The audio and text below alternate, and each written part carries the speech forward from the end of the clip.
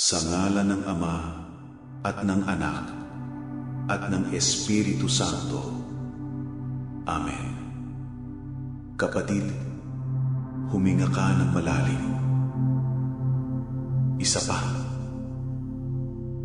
Damhin mo ang bawat pasok at labas ng hangin sa iyong mga baga. Sa sandaling ito, nais kong isipin mo na ang silid na kinalalagyan mo ngayon ay hindi na isang silid ng ospital o silid ng bighati, kundi isang banal na santuaryo. Ang Diyos ay naririto. Nararamdaman niya ang bawat kirot na tila humahati sa iyong katawan. Naririnig niya ang bawat hikbi ng iyong puso na hindi mo mailabas sa iyong mga labi. Huwag kang magmadali, kapatid. Ang Diyos ay may oras para sa iyo. Hindi siya nagmamadali. Nais niya na ibigay mo sa Kanya ang lahat ng iyong takot, ang lahat ng iyong pag-aalinlangan, at ang lahat ng iyong mga katanungan kung bakit ito nangyayari sa iyo. Panginoong Jesus, Ikaw ang Alpha at Omega, ang dakilang manggagamot na walang pinipiling panahon. Lumalapit kami sa iyong lukna ng awa ng may buong pagpapakumbaba. Kinikilala namin na kami ay alabok lamang, marupok at madaling mabuwal kung wala ang iyong lakas. Lord, bago namin hilingin ang himala ng kagalingan para sa aming mga laman, isinasamo namin ang iyong banal na kapatawaran. Patawarin mo kami sa aming mga pagkakasala, sa isip, sa salita, at sa gawa. Patawarin mo kami kung mas pinili naming makinig sa ulat ng mundong ito kaysa sa iyong ulat ng buhay. Patawarin mo kami kung hinayaan naming mamugad ang galit at bait sa aming mga dibdib.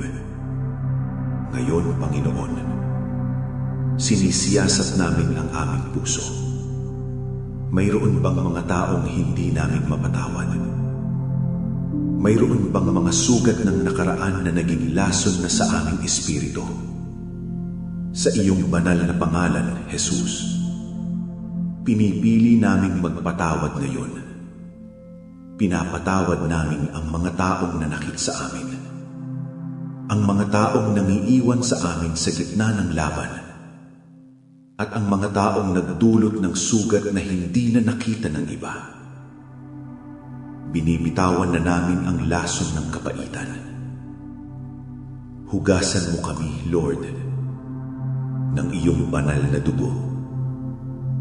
Gawin mong malinis ang aming konsyensya. Alisin mo ang anumang espiritual na hadlang na nagpipigil sa daloy ng iyong kapangyarihan. Tinatanggihan namin ang espiritu ng katakutan, ang takot sa diagnosis, ang takot sa kamatayan, ang takot sa kinabukasan ng aming pamilya. Pinalalayas namin ang takot na iyan sa pangalan ni Jesus, sapagkat ang iyong pag-ibig ay nagpapalayas ng lahat ng katakutan. I-relax mo ang buong katawan, mula sa aming noo, sa aming mga balikat, sa aming dibdib, hanggang sa dulo ng aming mga paa.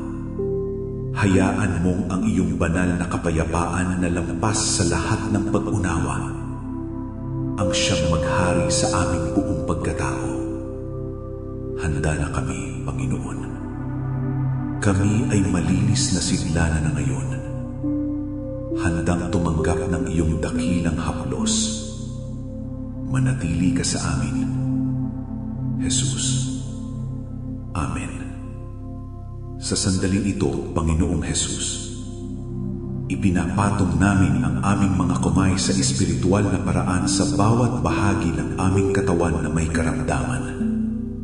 Ikaw ang Divine Architect.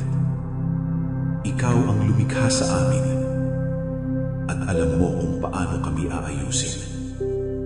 Inuutusan namin sa bawat selula, bawat tissue, at bawat organ na bumalik sa iyong banal na disenyo ng kalusugan. Mula sa tuktok ng aming ulo, Lord, ayusin mo bawat ugat at bawat bahagi ng aming utak. Sa mga dumaranas ng stroke, neurological disorders o Alzheimer's, inuutusan namin ang bawat neurotransmitter na gumana ng tama. Tunawin mo ang bawat blood clot. Sa mga may tumor o bukol sa ulo, sa init ng iyong banal na espiritu, tunawin mo sila ngayon din. Hanggang sa maglaho at hindi na muling makita pa. Hipuin mo ang aming mga mata. Ibinalik mo ang paningin sa bulag. Kaya ibalik mo ang linaw ng aming mga mata. Alisin ang katarata at glaucoma. Hipuin mo ang aming pandinig. Buksan ang mga saradong tainga. Bumaba ka sa aming mga baga. Ikaw ang nagbigay ng hininga kay Adan.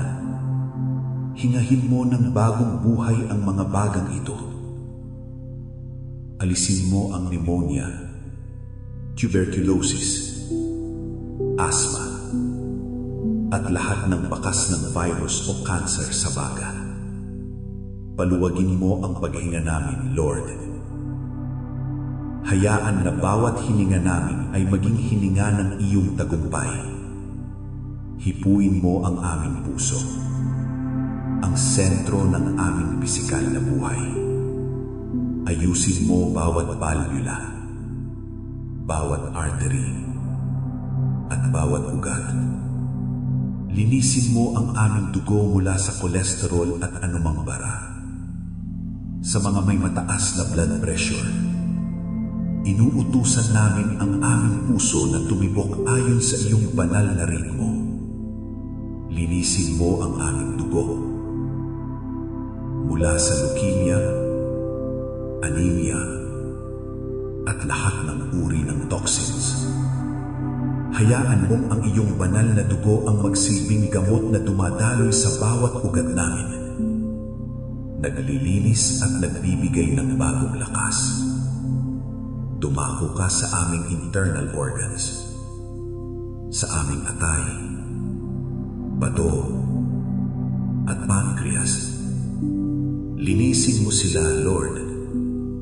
Sa mga kapatid naming sumasailalim sa dialysis, kami ay sumasamo para sa isang miraklo. Buhayin mo ang kanilang mga kidneys. Pababain mo ang creatinine level sa normal level. Ipakita mo na ikaw ang Diyos na nagpapanumbalik ng tissue at laman. Sa mga may diabetes, ayusin mo ang pancreas para maging normal ang insulin at sugar levels. At laban sa espiritu ng cancer, kami ay tumitigang ng may autoridad.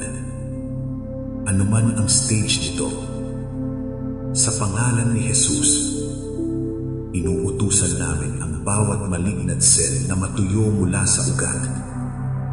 Hindi kayo kabilang sa templo ng Diyos. Mamatay kayo at hindi nang bumalik pa.